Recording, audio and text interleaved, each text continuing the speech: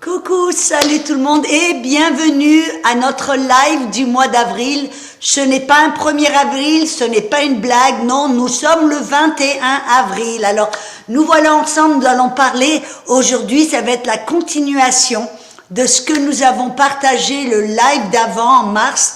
On a parlé des anges et ça va être vraiment un message puissant. Nous allons voir aujourd'hui vraiment apprendre le ministère des anges et que faire et comment agir. Amen. Et donc, pour cette raison, je veux vraiment vous inviter, faites savoir que ce live va se faire. Amen. Appelez vos voisins ou vos amis, un petit texto, un coup de fil, un petit message pour leur faire savoir exactement de quoi nous allons parler aujourd'hui. Vraiment, je suis tellement contente, c'est quelque chose que j'aime beaucoup. On va parler, on va voir ce que la Bible dit et on va partager aussi des témoignages concrets. Amen. Et je veux vraiment vous accueillir. J'ai vu que nous avons Chantal de Londres, un petit coucou. Nous avons Martin de l'Alsace, bien sûr, alléluia. La Belgique, un petit coucou. Nous avons des gens qui nous rejoignent de tous les 4 coins, de la francophonie et même aussi de l'Angleterre. Et donc, pour cette raison, faites-nous savoir d'où vous nous suivez. Amen. Alléluia. Ça nous ferait plaisir et comme ça on peut voir où vous êtes et les efforts que nous devons apporter pour répandre ce live encore plus et on a besoin de votre aide. Amen. Et c'est pour cela aussi que nous sommes sur les médias sociaux. Nous sommes sur Facebook, sur Instagram, sur X, c'était Twitter avant, vous vous rappelez, YouTube. Abonnez-vous à la chaîne YouTube, il y en a des choses qui viennent toutes les semaines, entre autres la zone Rafa, et nous sommes aussi sur TikTok et Spotify. Et si vous voulez faire du jogging, abonnez-vous à la chaîne Spotify, à notre chaîne de podcast. Vous pourrez écouter ces messages audio alors que vous faites quelque chose d'autre. C'est pratique, n'est-ce pas? Alléluia. Alors, avant de commencer et de plonger dans notre message d'aujourd'hui, j'aimerais vous inspirer pour vous montrer que Dieu agit, que Dieu guérit, que Dieu veut faire du bien à son peuple. Et ce n'est pas quelque chose qu'il a fait il y a 50 ans, 200 ans, ou même il y a 2000 ans. Il le fait aujourd'hui, il l'a fait il y a quelques jours.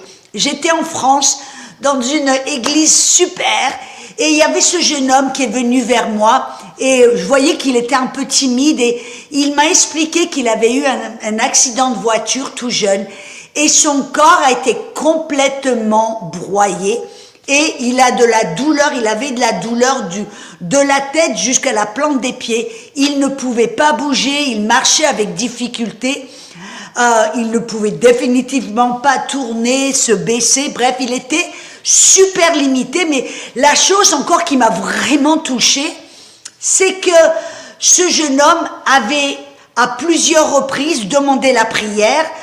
Des gens avaient imposé les mains sur lui, puis il s'était rien passé. Donc il est venu vers moi un peu penaud, en disant, oui, on a prié pour moi à plusieurs reprises, j'ai jamais été guéri, j'ai toujours la douleur, est-ce que je pourrais oser croire que ça va se faire? Est-ce que peut-être, non, il n'y a plus d'espoir pour moi. Il m'a touché, ça m'a fait tellement de mal. Et dans mon cœur, je me dis, mais Seigneur, il doit voir ton amour, il doit croire, et je priais vraiment, je disais, Seigneur, montre-moi ce que je dois dire et ce que je dois faire pour aider ce jeune homme. Alors, je vous invite à voir ce témoignage, j'espère que ça va vous toucher comme ça m'a touché. Alléluia. Ce n'est pas mon nom, c'est le nom du maître, c'est le nom du sauveur. Colonne vertébrale peut se remettre en place. Je commande à ses muscles, ses nerfs, ses os. Je commande.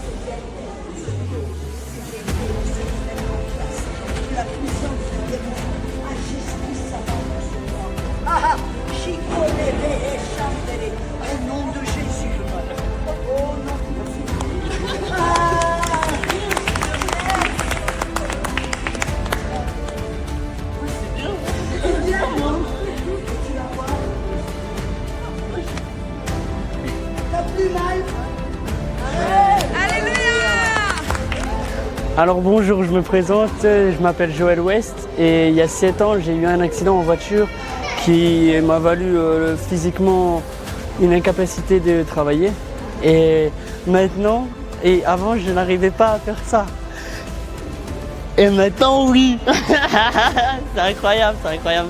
Merci Seigneur et soyez bénis et que le Seigneur vous gardez confiance, gardez foi en Dieu. Et il est capable de tout. Voilà.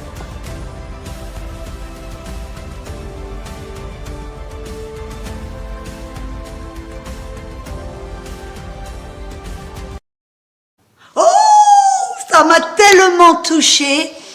Alléluia. Même le revoir, ça a touché mon cœur. J'avais les yeux ouverts. Regardez. Amen. Et vous m'avez prise par surprise.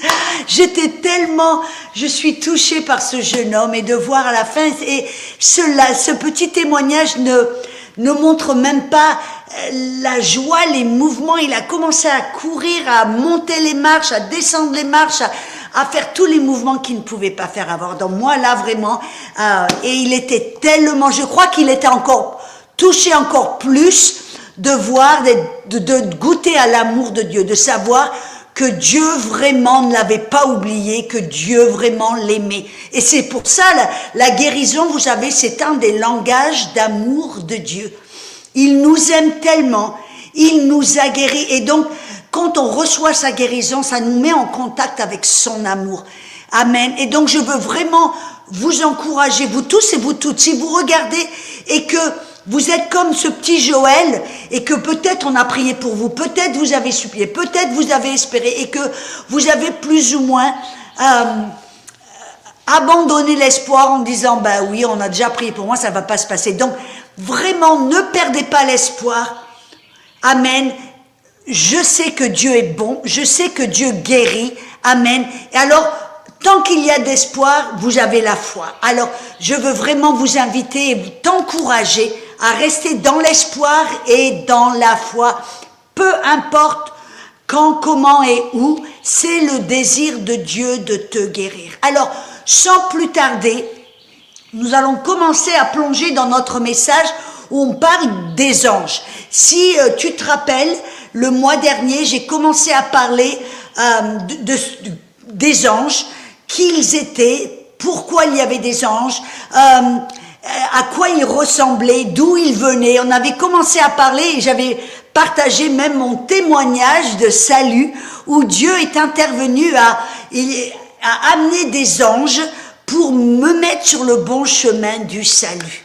Alléluia. Et on a vu que les anges ne peuvent pas prêcher. C'est à nous de prêcher, mais eux, ils veulent nous aider à nous amener sur le bon chemin, à nous aider à pouvoir propager la bonne nouvelle ou à recevoir la bonne nouvelle. Ils facilitent les choses. Mais aussi, les anges ont un ministère envers Dieu le Père. C'est leur ministère numéro 1 envers Dieu le Père pour délivrer souvent son message. Amen. Pour même des fois exécuter son jugement. Mais bien sûr, nous ne sommes pas aujourd'hui sous la dispensation du jugement, mais il y aura un jour. Il y aura un jour, on voit cela dans Apocalypse 20, amen, où il y aura un jour où les anges vont exécuter les jugements de Dieu à la fin de cette période de grâce, amen, après le retour de Jésus. Ils vont exécuter le jugement sur la terre pour faire du triage, plus ou moins. Et amen. Et jeter le diable dans la fosse. Gloire à Dieu, une fois pour toutes.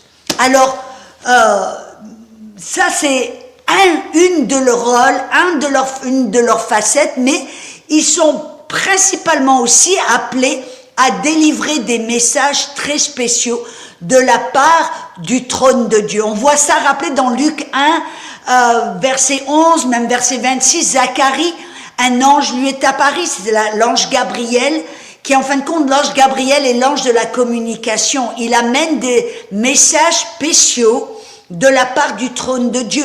Il est apparu aussi à Marie, la petite Vierge Marie, pour lui annoncer qu'elle serait enceinte. Donc, les anges amène des messages directement du trône de Dieu.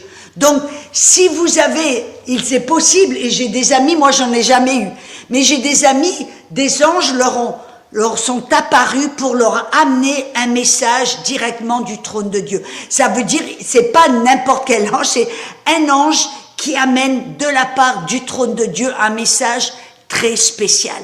Et ça se passe pas tous les jours, ça je dois l'avouer. On voit aussi dans Daniel 9 et Daniel 10, quand Daniel, qui était un jeune homme en Babylone, et c'était aussi un prophète, Dieu l'avait appelé, c'est l'ange Gabriel, une fois de plus, qui lui est apparu pour lui donner un message au sujet de la fin des temps, pour lui donner un message de ce qui allait se passer à la fin du temps, avant le retour de Jésus. Et donc, on peut découvrir ça dans Daniel 9 et 10. Amen. C'est assez intéressant. Il explique exactement, cet ange amène ce message pour expliquer comment les choses vont se dérouler. Il y a tout un message d'eschatologie, de l'étude de la fin des temps, que souvent les gens utilisent ce message que l'ange Gabriel a délivré directement à Daniel. Mais aujourd'hui, ce n'est pas vraiment de cela que je veux parler, même si c'est un de leurs rôles. Je veux parler du ministère des anges pour toi et pour moi. Les anges sont appelés, on voit dans Hébreux, chapitre 1, verset 14, il dit « Les anges ne sont-ils pas des esprits au service de Dieu, envoyés pour exercer un ministère en faveur de ceux qui doivent hériter le salut. » Et ceux qui héritent le salut, c'est toi et c'est moi. C'est nous tous, amen, qui sommes là pendant ce live. C'est ceux qui ont accepté Jésus, amen, héritiers du salut en Jésus et par Jésus.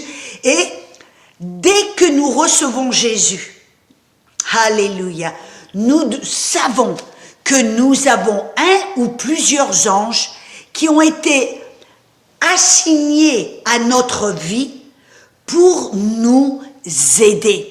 C'est en notre faveur. Et un de leurs rôles principaux, c'est de nous venir en aide, de nous protéger. Parce que vous savez, des fois, il se passe des choses dans notre vie où on est en danger. Un accident de voiture, où on se trouve dans un endroit où on peut être peut-être attaqué. Bref, il y a différents lieux, manières où nous pouvons être en danger. Et la belle chose, c'est que toi et moi, nous pouvons avoir foi et nous pouvons vraiment être dans la sécurité en sachant qu'il y a des anges qui nous sont... Nous avons un ange qui nous regarde, qui veille sur nous pour nous protéger. Vous vous rappelez, c'est le psaume 91, c'est de ça que ça parle. C'est un psaume, c'est le psaume de protection. Et nous voyons dans le psaume 91, le verset 11 et 10, il dit que Dieu ordonnera à ses anges de te garder. Tu peux dire, Dieu ordonne à mes anges de me garder, de me protéger. Amen, toi. Amen, dans toutes tes voies. Alléluia. Ils te porteront sur les mains de peur que ton pied ne heurte contre une pierre. Tu te rappelles? C'est le verset que Satan a utilisé, il l'a écorché, il l'a un peu tordu, mais il a utilisé ce verset pour essayer de tenter Jésus de se jeter de haut du temple et dire « Jette-toi, car Dieu, amen, jette-toi de là, Dieu va envoyer ses anges pour te porter, pour te garder, et te porteront dans tes mains. » C'est ce que le diable a essayé de faire, de tenter. Il a utilisé ce verset, mais il en a fait une tentation. Ceci dit, la réalité est telle que Dieu a ordonné à nos anges de nous protéger, de nous garder, de veiller sur notre vie. Moi, je me rappelle, j'ai cet exemple, j'étais en Inde, missionnaire en Inde, et alors, j'étais dans un collège biblique. C'était à cause des dangers de l'extérieur, de la persécution, qui régnait des fois contre les chrétiens. C'est un pays hindou, n'est-ce pas? Ce collège était entouré de murs, de barbelés, de fils barbelés. Il y avait une porte avec un garde. Et donc, j'étais toujours à l'intérieur, entre ces 4 murs. Et je vivais, en fait, je partageais une chambre avec 3 autres jeunes étudiantes. Moi, j'étais, enseignante, mais je partageais cette chambre avec ces jeunes femmes. Bien sûr, j'ai adoré. On a passé des moments tellement forts. Mais ceci dit, je n'avais pas d'endroit où je pouvais me recueillir pour louer, pour prier. Je me sentais des fois un peu, mon intimité était un petit peu, attaquée. Donc, j'avais envie de trouver un endroit où je pourrais être toute seule. Si vous savez quoi que soit de l'Inde, être seul ne fait pas partie de la culture. Amen. On ne doit pas être tout seul. Si quelqu'un vous voit toute seule, hop, ils vont venir vous entourer, commencer à vous parler. Donc, vous comprenez un peu le schéma. Et donc, je suis sortie hors du collège. Je me suis dit, je vais me promener un peu dehors à la campagne et je vais essayer de trouver un endroit où je peux être avec ma Bible. J'avais mon petit Walkman à l'époque, donc, vous voyez, ça faisait des années de cela. Et je sors en dehors et finalement, je vois comme un petit champ avec une petite rivière. Il y a comme un arbre près de cette rivière avec de l'ombre. Je me suis dit, mais c'est idyllique, c'est super, je me suis posée là, je me suis assise, ma Bible, mon petit Walkman et je commence à louer le Seigneur. Bref, 10 minutes, après 10 ou 15 minutes, tout d'un coup, j'ouvre les yeux, je suis entourée de personnes. Je sais pas d'où ils sont sortis, mais c'était comique. Bref, j'ai parlé, on a rigolé, et puis je me suis dit, il commence à faire tard, je vais me lever, retourner au collège. Et tout d'un coup, la nuit tombe brusquement, et je me retrouve sur cette route à la campagne, et je marche vite, et tout d'un coup, j'ai comme ce sentiment que je ne suis pas seule. Je me retourne derrière et je vois cet homme grand, avec un turban très grand sur sa tête, et puis je le vois du coin de l'œil, et il est prêt à me bondir dessus. Je vois ses yeux qui étaient grands, il y avait comme de la haine sur son visage, il était prêt à me sauter dessus. À ce moment-là, qu'est-ce que j'ai fait ? Vous voyez, j'ai commencé à parler à haute voix en langue. C'est ce qui est sorti de mon cœur. Ça a été instantané, ça a été ma réaction. Merci Seigneur. J'ai pas paniqué, j'ai prié en langue. Et tout d'un coup, je regarde parce que je vois cet homme figé, comme alors qu'il était sur le point de bondir, je le vois comme figé, et ses yeux deviennent comme des grosses soucoupes. Il regarde, et tout d'un coup, il s'est passé quelque chose. C'était comme si 2 personnes sont venues, une de chaque côté, l'ont soulevé, en le prenant par les bras, l'ont soulevé, et lui ont fait faire 180 degrés demi-tour. Et de là, c'est comme si quelqu'un vraiment lui avait mis un coup de pied au derrière, et il est parti en courant tout en regardant avec un visage d'horreur et de peur. Amen. Et là, je dis, waouh, je n'ai rien vu, mais à ce moment-là, je savais qu'est-ce qui s'était passé. Dès que j'avais crié de tout mon cœur en autre langue, le Père a envoyé ses anges, et il y en avait 2, parce qu'il y a dû en avoir un de chaque côté, peut-être qu'il y en avait plus, je ne sais pas, mais cet homme, moi je ne les ai pas vus, mais cet homme, j'en suis persuadée, les a vus. Autrement, il n'aurait pas eu cette expression de crainte, d'horreur, de terreur sur son visage. Et il est parti en courant, presque comme si on lui avait mis un coup de pied derrière, et il regardait, il courait vite, et il regardait derrière. Alléluia. Mais vous savez la chose, c'est que là, le Saint-Esprit m'a parlé, alors que je reviens au collège très vite, dès que je franchis la porte, je passe la barrière du garde, le Saint-Esprit me parle, me dit, je t'ai protégé cette fois-ci. Il me dit, tu n'as pas été sage, tu es sorti hors de ces murs de protection, hors du campus. Il dit, je t'ai protégé, mais si la prochaine fois, tu n'en fais qu'à ta tête et tu sors, je ne vais plus pouvoir te protéger. Et ce qu'il m'a montré, là, voyez, il y a le principe de sagesse et d'obéissance. Voyez, et là, de ce moment-là, la première fois, je l'ai fait, je suis sortie par, comment je pourrais dire, ignorance, inconscience et ignorance. Mais là, si j'étais ressortie, après que le Saint-Esprit m'ait averti, j'aurais été dans la désobéissance. Et ce que le Saint-Esprit m'a montré, c'est que souvent, quand on est dans la désobéissance, je ne parle pas de l'ignorance, je parle de la désobéissance et de la rébellion. Le Saint-Esprit m'a montré que Dieu ne pouvait pas. Dans la désobéissance, ça veut dire qu'on part du domaine de la lumière et on rentre dans le domaine des ténèbres. Alléluia. Et donc j'ai compris un principe puissant.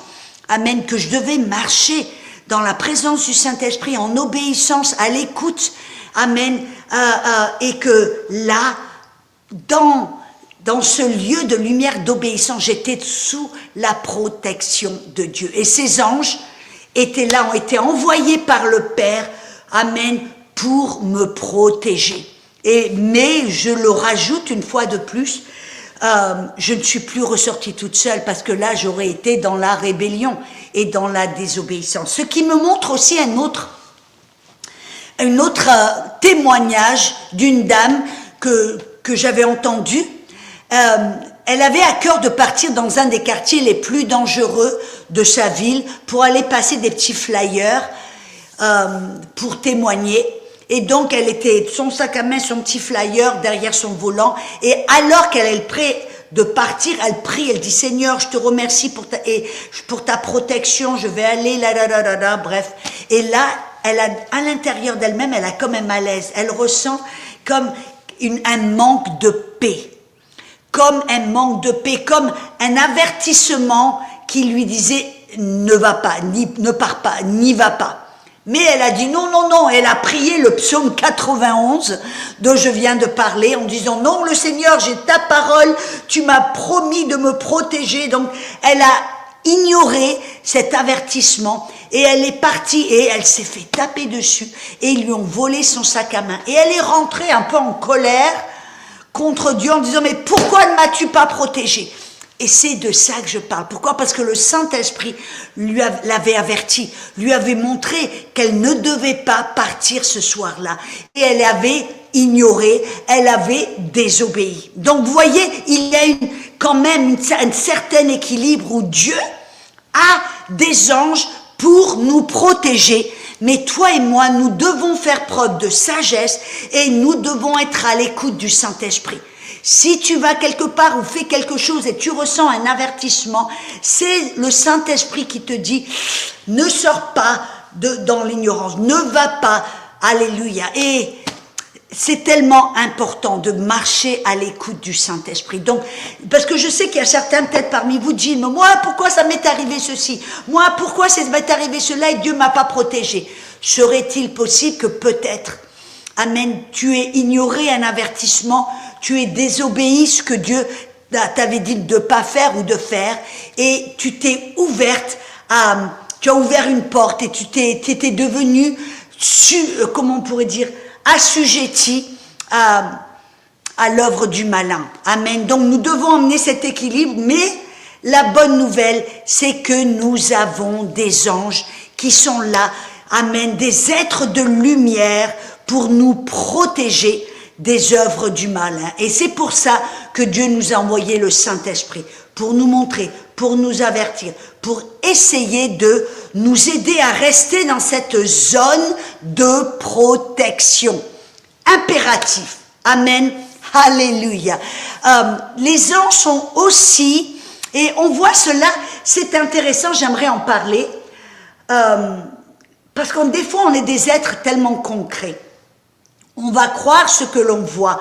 Et parce qu'on ne voit pas ces anges, souvent, on ne sait pas ce que Dieu veut faire et la puissance de Dieu qui est là pour nous protéger. Et ça me ramène à un passage dans 2 Rois chapitre 6, verset 17. C'était Élisée, et Élisée était un prophète.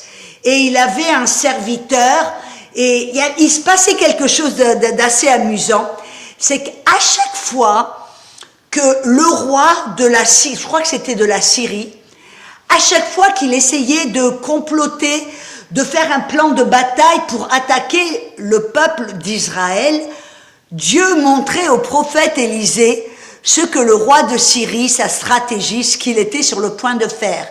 Et le prophète Élisée allait au roi et le roi d'Israël et lui disait voilà le roi de Syrie, ce qu'il est point de, voilà son plan de bataille, il va être là, il va faire ceci, il va le faire à tel temps et à tel moment et de telle manière.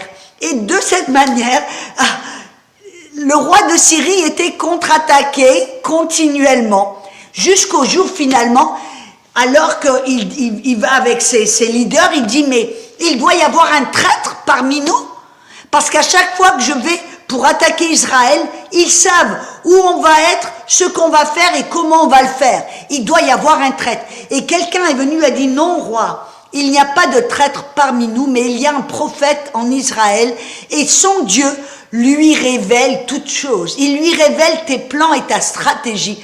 Alors ce roi, qu'est-ce qu'il a fait? Il a décidé de prendre toute son armée, des centaines de milliers de soldats armés jusqu'aux dents pour entourer la demeure du prophète Élisée. Il était à cette époque dans une ville avec un mur, c'était la ville de Dothan, je ne sais pas comment on dit en français, mais bref, il était là, dans cette ville entourée d'un mur, protégé. Mais là, tout d'un coup, le serviteur d'Élisée arrive sur le mur et qu'est-ce qu'il voit?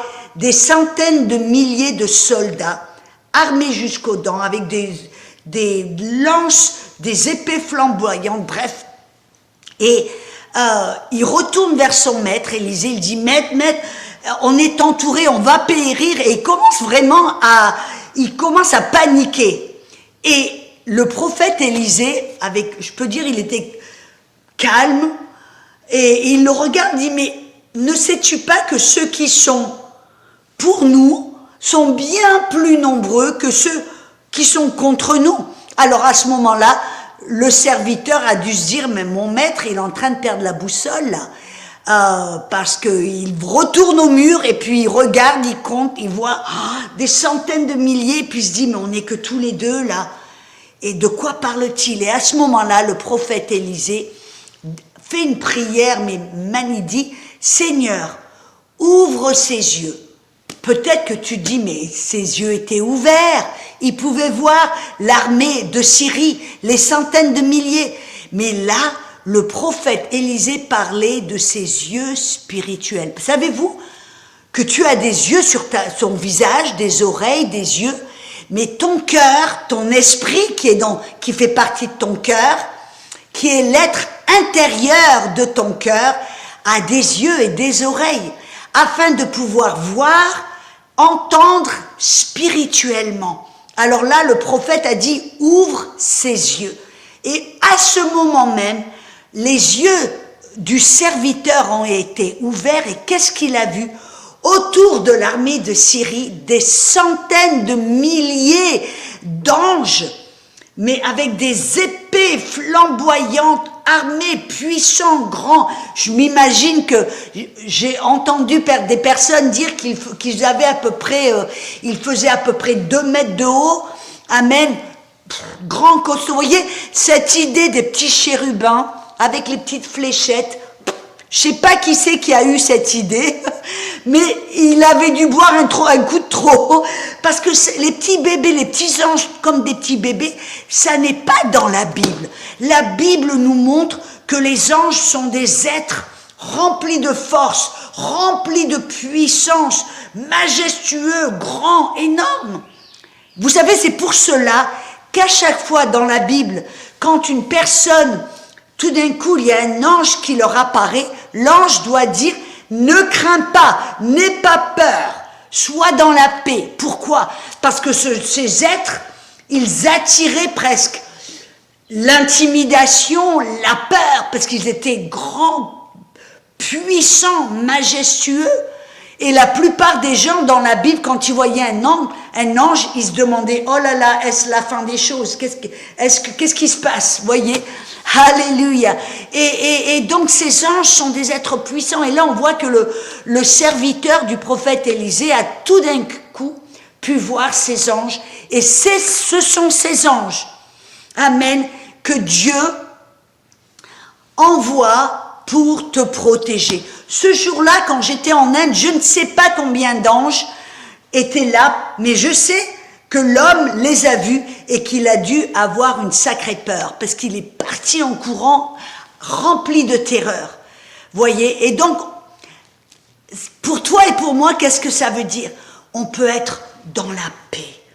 On peut être dans la tranquillité. Vous savez, je suis persuadée. Alors, après avoir reçu le Seigneur, il m'est arrivé à plusieurs reprises, juste après avoir reçu le Seigneur, le diable a essayé de me tuer dans un accident de voiture à deux reprises.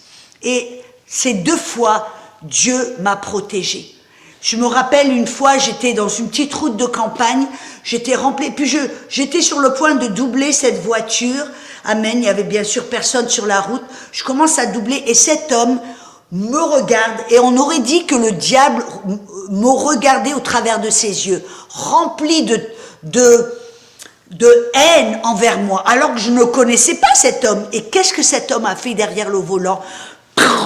Il m'a tapé et il m'a fait tomber dans un précipice. Et ma voiture quand j'ai atterri, je n'avais pas une égratignure. Et le Seigneur m'a vraiment protégée. Je suis persuadée qu'il y avait des anges qui ont dû porter la voiture pour me protéger. Une deuxième fois, il m'est arrivé la même chose. Alors que je traverse un feu vert, c'était pendant la nuit, mais il y avait la route était complètement libre. Je suis sur le point de traverser, je vois le feu vert, là, le champ est libre. Amen. Je ne fais pas de vitesse énorme, mais je passe le feu vert, après tout. Et il y a une voiture qui a brûlé un feu rouge. Et tout d'un coup, ma voiture est allée hors contrôle. Elle s'est emboutie dans un... Vous voyez les stops pour les bus? Vous pouvez imaginer. Mais d'une manière pratique, j'aurais dû être morte complètement. J'aurais dû être broyée, tuée, complètement morte. Je n'avais pas une égratignure. Et comment cela s'est fait? Je suis persuadée que des anges sont venus me protéger, m'assister. Pourquoi? Parce que je soupçonne que le diable savait qu'il y avait un appel sur ma vie. Vous voyez, je venais juste de rencontrer le Seigneur et j'ai cette petite idée que le diable avait cette idée aussi, ou ce savoir que Dieu m'avait appelé pour quelque chose de grand, quelque chose de beau, et que le diable, dès le début, a essayé de me détruire. Si peut-être tu es dans tu te dis, mais pourquoi est-ce que les choses s'acharnent contre moi? Pose-toi et demande-toi, est-ce que le diable essaie de me détruire parce que peut-être Dieu a quelque chose de grand pour moi. Il veut essayer de casser ma vie, de détruire ma vie pour m'empêcher d'accomplir l'appel de Dieu sur ma vie. Ah, vous voyez, c'est une des raisons. Bien sûr, si vous êtes, comme je l'ai dit auparavant, si vous êtes dans la désobéissance, dans la rébellion, eh ben non, c'est peut-être que vous avez ouvert la porte au malin. Revenez dans ce lieu de lumière et de protection, sous les ailes, sous la protection des anges.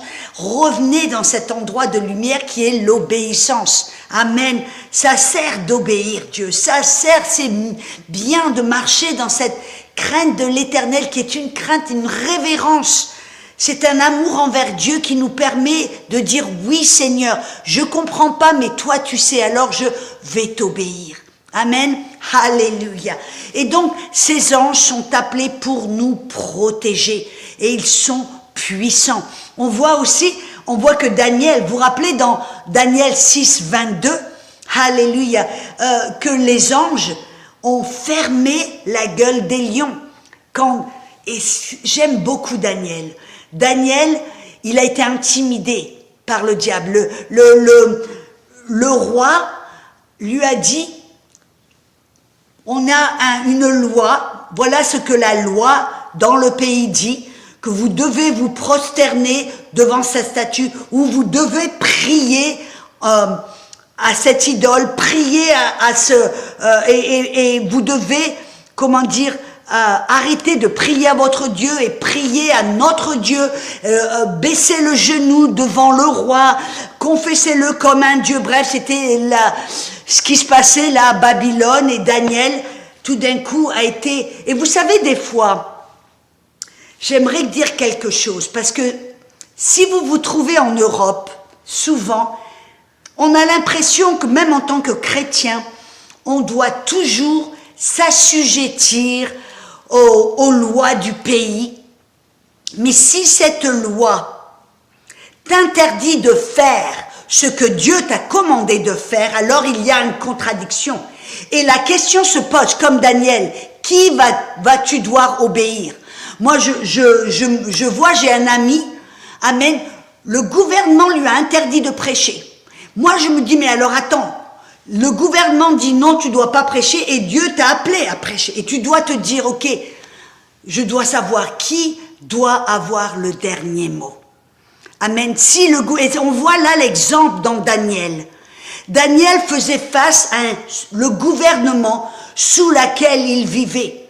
Il était respectueux, il était gentil, poli, honorable, respectueux, mais ceci dit, quand il est venu à la question qui dois-je obéir, Dieu, c'est-à-dire prier à Dieu et refuser de m'agenouiller et devant le roi et de le déclarer comme un Dieu, qui vais-je obéir, le gouvernement ou Dieu? Je sais que pour certains, ça va peut-être vous déranger, mais on voit cet exemple-là devant Daniel, dans le livre de Daniel. Et quelque chose qui est beau, c'est parce que Daniel a choisi d'honorer Dieu au lieu d'honorer le gouvernement. Quand le gouvernement l'a jeté dans la fosse aux lions, qu'est-ce que Dieu a fait? Il a amené des anges qui ont fermé la gueule des lions. Moi, je dis Alléluia. Parce que vous savez, certains, et on voit dans certains pays où il y a du dépotisme, où il y a des gouvernements qui essaient de contrôler les gens. Et moi, je le sais parce que j'ai voyagé dans de nombreux pays communistes où les chrétiens doivent se cacher pour louer Dieu. Amen.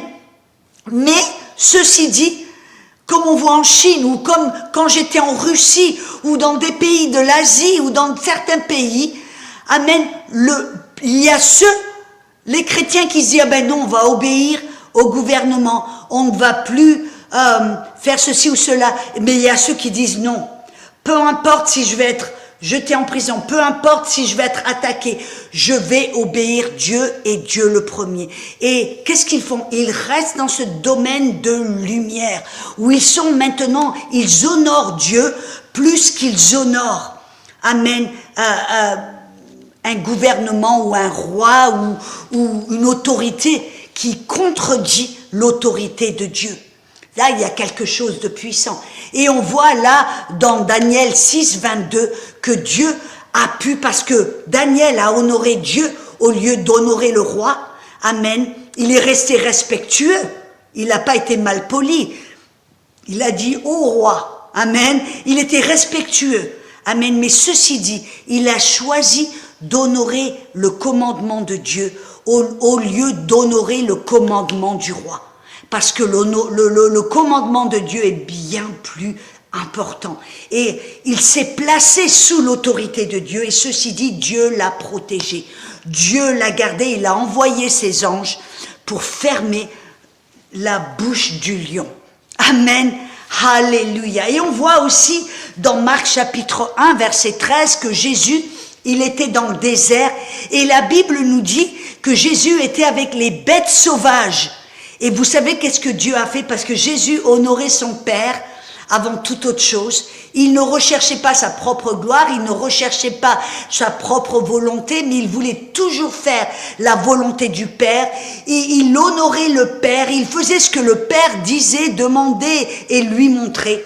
Et quand il était dans le désert, Dieu, le Père, a envoyé des anges pour le protéger des bêtes sauvages, pour lui le fortifier, alors qu'après 40 jours de jeûne, il se sentait faible. Des anges sont venus pour le protéger, l'aider et le fortifier. Nous voyons là le ministère des anges. Amen. Ah, on voit que ces anges sont venus auprès de Jésus et ont commencé à le servir. Il est possible qu'ils lui auront amené de la nourriture. Après 40 jours de jeûne, Jésus avait faim, il était affaibli. Et vous voyez, c'est le moment après 40 jours où les cellules commencent à se manger entre elles-mêmes, où il commence à avoir de l'autodestruction dans le corps. Alors immédiatement, les anges sont venus pour lui amener de la nourriture, pour le fortifier, pour le protéger, pour l'aider. Voyez, et donc c'est pour ça, et je le répète, l'importance de rester dans la volonté de Dieu. Ne fais pas ce que tu veux, comme tu veux, quand tu veux, où tu veux. Mais sois toujours sous l'autorité de Dieu. Ainsi tu es sous sa protection. Et les anges peuvent venir t'aider, te protéger, te fortifier, te nourrir, faire ce qui est nécessaire pour t'aider à un moment donné. Vous voyez, le fait qu'on peut faire du n'importe quoi et les anges vont être là, non.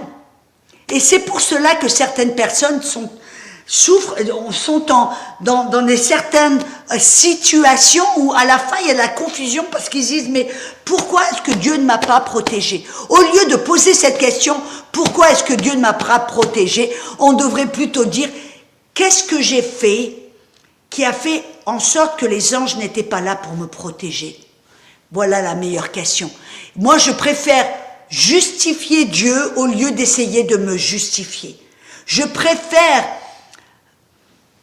me mettre en question au lieu de mettre Dieu en question, parce que Dieu est bon et sa parole est claire. Ces anges sont des ministères de feu puissants pour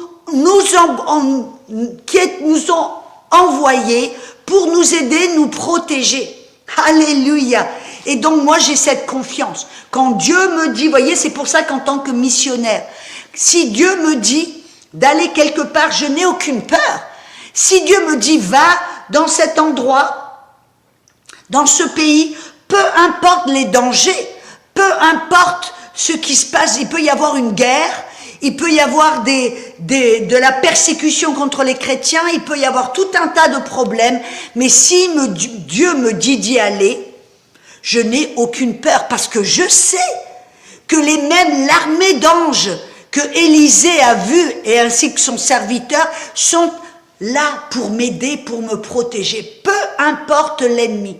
Mais si Dieu m'avertit, me dit non, ne pars pas, je vais écouter et je vais obéir. Ça me rappelle quand je devais partir au Congo. Amen. J'allais dans une région dans le nord-est du Congo. J'allais à Kinshasa d'abord, après dans le nord-est, près de Goma, de Bukavu, dans cette région. Et le matin même, avant de partir à l'aéroport, je ressens ce malaise, un manque de paix. Et comme tout d'un coup, un manque de désir, alors que moi je veux toujours, j'aime toujours partir. Amen. Ce moment-là, j'avais plus envie de partir. Et là, qu'est-ce que j'ai fait? J'ai prié et à ce moment-là, j'ai dit ok Seigneur, je ne comprends pas, je ne sais pas pourquoi, comment, où, qu'est-ce qui se passe, parce que vous voyez, on ne voit pas ce qui se passe dans le monde spirituel, mais il y avait cet avertissement à l'intérieur, comme je sentais un manque de désir et comme un manque de paix. Et qu'est-ce que j'ai fait? J'ai annulé le voyage. Et je me suis aperçu quelques jours plus tard que si j'étais partie dans cette région, je me serais trouvée au milieu d'une guerre de terroristes, qu'ils sont venus, ils ont pris possession de la ville de Goma, de l'aéroport, là où j'allais atterrir, et j'aurais mis ma vie en danger ainsi que la vie de toute l'équipe qui venait me chercher pour m'amener dans la ville de Bukavu. Et donc on voit là que, voyez, l'importance du ministère des anges qui sont là pour nous protéger, nous aider, nous fortifier. Mais toi et moi, nous devons marcher dans ce que j'appelle cette révérence envers l'autorité de Dieu. Lui permettre d'avoir le dernier mot, de l'écouter, de lui obéir et de lui faire confiance, même quand on ne comprend pas. Amen. C'est comme cela qu'on peut marcher dans cette zone de sécurité en sachant que les anges sont autour de moi. Peu importe si je vais dans une zone de guerre, si j'y vais dans la volonté de Dieu, ceux qui sont pour moi sont bien plus nombreux et bien plus puissants que ceux qui sont contre moi. Voyez, les choses vont main à main. Alléluia. Mais j'aimerais continuer. Alors aujourd'hui, si vous me permettez, je ne vais pas prier parce que je voudrais continuer un petit peu plus. Quelle devrait être alors notre attitude envers les anges? Parce que je sais qu'il y a certains, amen, qui disent, Audrey, est-ce qu'on peut parler à nos anges, leur commander de faire ceci, de faire cela, si après tout, ils sont nos serviteurs, est-ce que je peux leur parler, est-ce que je peux prier à mon ange?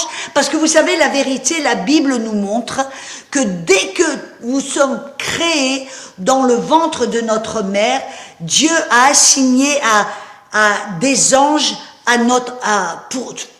pour notre vie. Dès le ventre de ta mère, Dieu a envoyé un ange pour te garder, te protéger.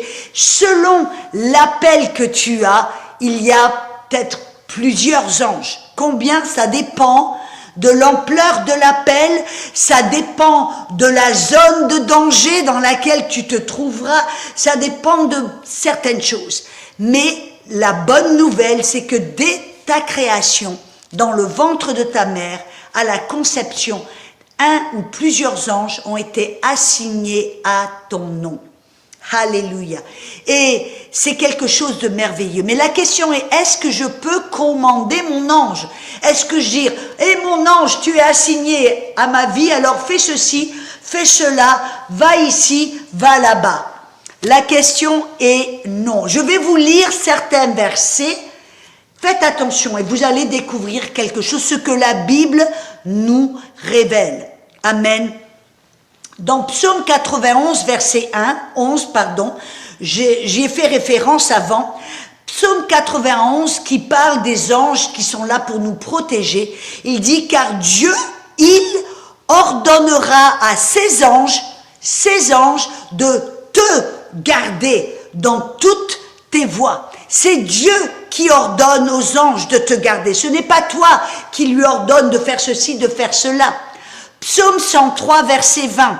Il dit, bénissez l'Éternel, vous, ses anges, qui êtes puissants en force et qui, écoute bien, qui exécutera ses ordres. Donc, on voit là quelque chose de puissant. Les anges appartiennent à Dieu.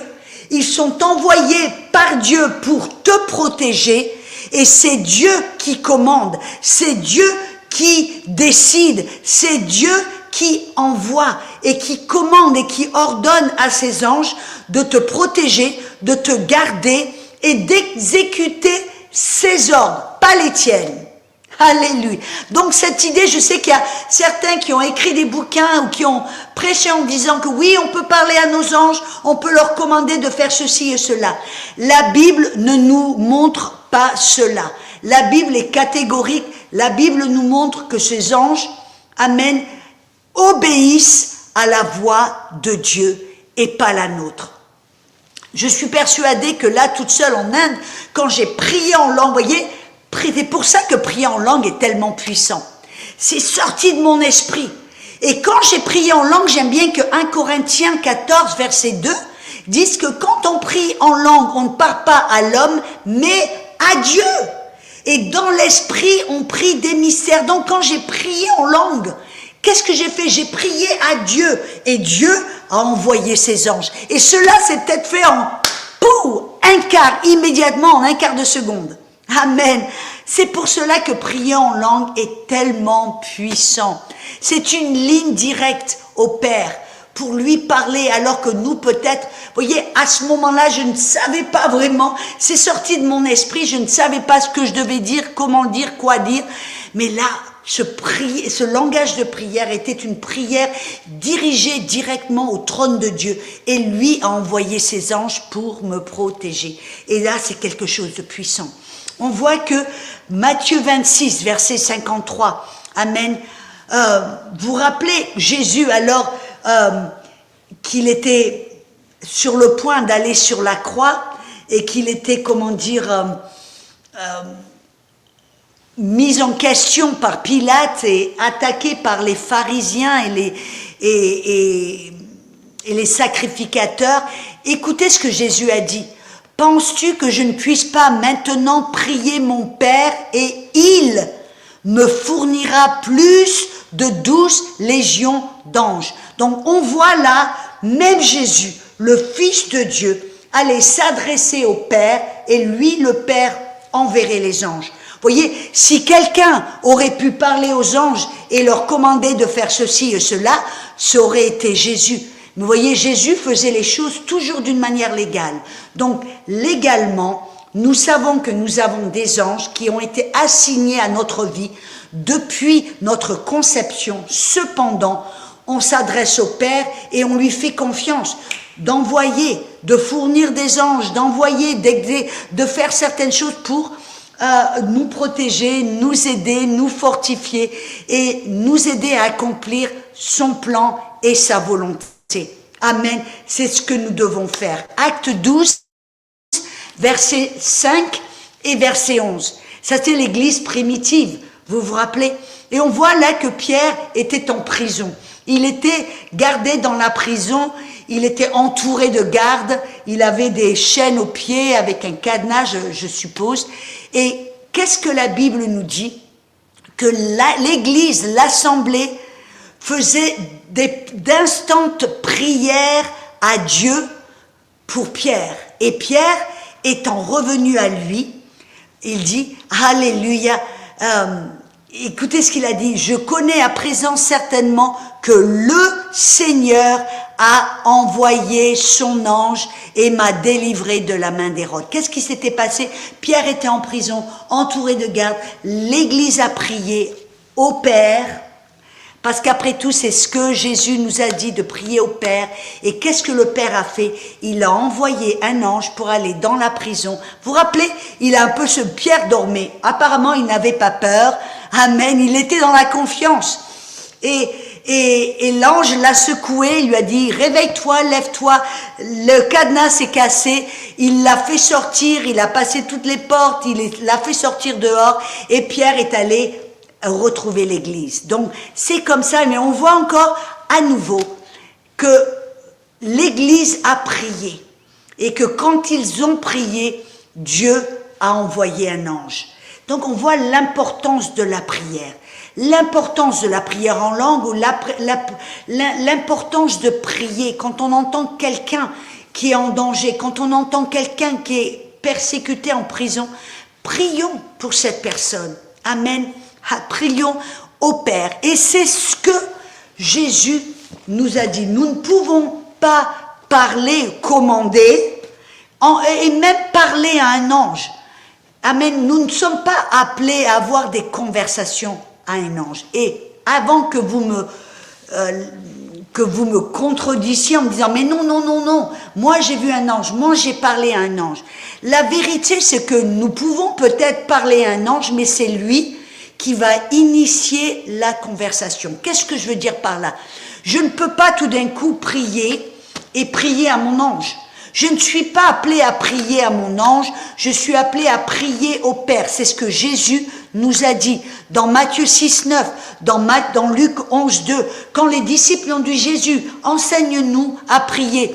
La première chose que Jésus a dit, quand vous priez, dites, notre Père qui êtes aux cieux, que ton nom soit sanctifié, que ton règne vienne, que ta volonté soit faite sur la terre comme elle est au ciel. On voit là que toi et moi, nous sommes appelés à prier. Et la prière, c'est quoi? C'est une conversation. Nous sommes appelés à avoir une conversation avec Dieu. Amen. Non pas avec nos anges. Mais si un ange t'apparaît et commence à te parler comme on voit avec Zacharie, comme on voit avec Marie, comme on a vu avec Daniel, alors si eux, ils initient cette conversation, bien sûr, tu peux lui répondre.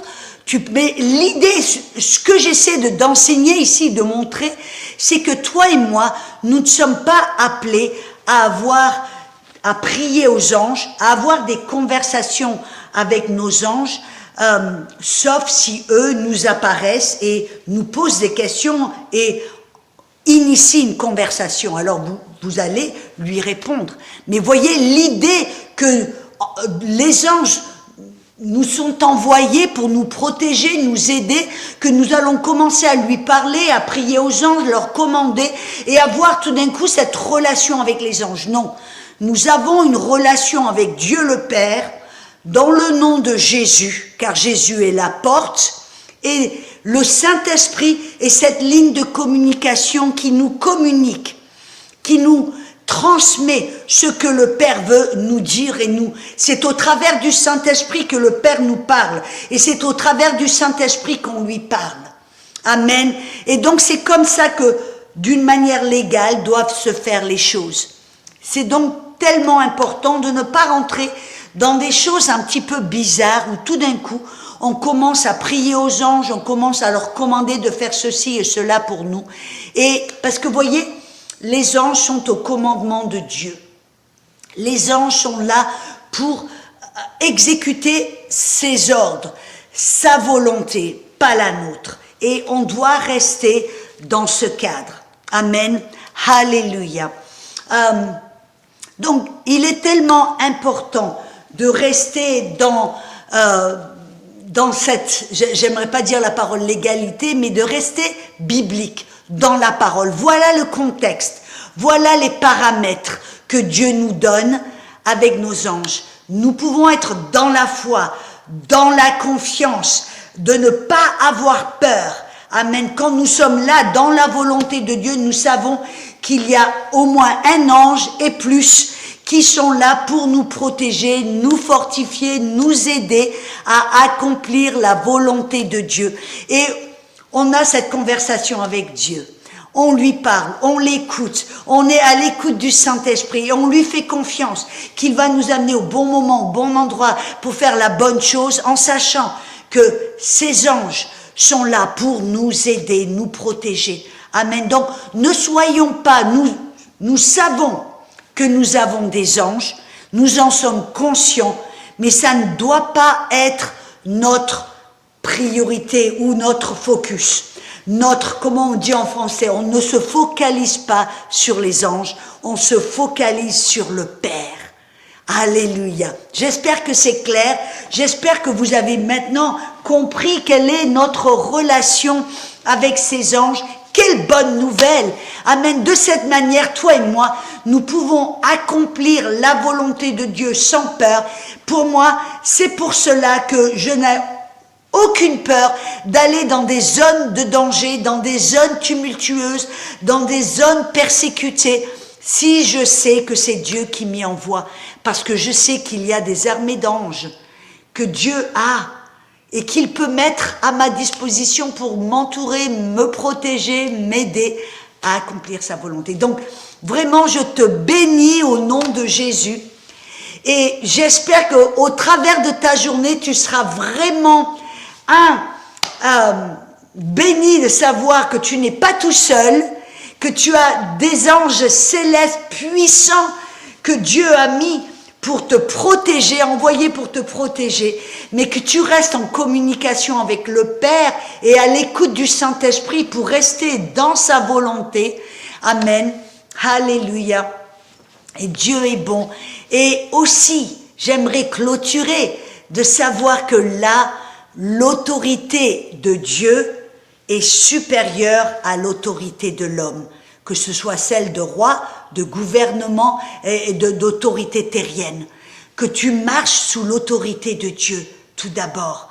Amen. Et si tout d'un coup l'homme, le gouvernement ou l'autorité terrienne te commande de faire quelque chose qui est contre l'autorité de Dieu, alors tu te poses et tu dis, oh là Seigneur, montre-moi comment je dois gérer la chose. Amen. Et que le feu de Dieu t'envahisse pour que tu puisses honorer Dieu avant toute chose. Je te bénis, je t'aime. Et alors, on se retrouve le mois prochain et ce sera le 12 mai. On va se retrouver pour un live et j'espère j'ai invité une personne très spéciale, une amie à moi. Et je n'ai pas encore eu de réponse, donc je ne peux pas te le faire savoir, mais j'ai bon espoir qu'elle va dire qu'elle sera libre pour ce live. Amen. Ah, je viens juste d'avoir, mon assistante vient de me faire savoir que c'est du oui. Alors, si c'est du oui, ma bonne amie Johanna, Pasteur Johanna ex-Brayat sera l'invitée de mon prochain live le 12 mai. Alors moi je dis merci Johanna, j'étais avec elle il n'y a pas longtemps et on a eu un temps tellement puissant dans le Saint-Esprit. C'est une femme de l'Esprit, une femme de foi et de feu. Et je vous dis alors, faites savoir à toutes vos amis, vos ennemis, vos voisins que Pasteur Jo sera avec nous le 12 mai. Ça va être tellement puissant. Et d'ici là, vraiment, je veux vraiment t'encourager. Si tu as un témoignage, mais fais-nous le savoir. Va sur gotel.net. Amen. Et rappelle-toi que nous sommes sur tous les médias sociaux, que ce soit Facebook, Instagram, X, YouTube, TikTok et Spotify. Amen. Et surtout, j'espère te revoir bientôt pour le prochain live, le 12 mai, avec ma bonne amie Johanna ex-Brayat, Pasteur Joe, comme on l'appelle. Alléluia, ça va être du feu. Alléluia. Et si tu as à cœur, moi, pour ce qui est des dons, je ne mets aucune pression parce que Dieu est ma source. Mais si tu as à cœur, si tu as été béni, si tu crois en ce que ce ministère fait et que tu veux nous aider à propager cette bonne nouvelle, à aller dans les 4 coins du monde francophone, alors à la fin de ce live, tu vas voir un code QR.